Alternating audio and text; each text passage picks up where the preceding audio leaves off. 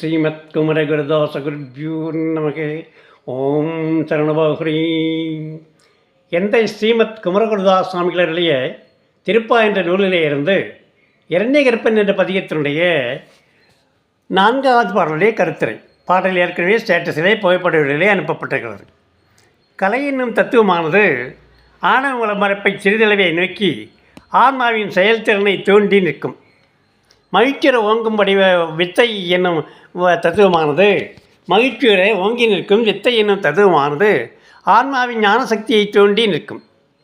அலைச்சலை கொண்டிருக்கும் ராக தத்துவம் கர்ம பயனை ஊட்டுவதற்காக ஆன்மாவின் இச்சாசக்தியை தூண்டும். காலம் முதலான 5 நாளும் தோன்றும் புருடன் கர்மத்தை அனுபவிக்கும். இதற்கான சூழலில் மாயை என்னும் தத்துவமானது ஆன்மாவை அழுத்தி நிற்கும்.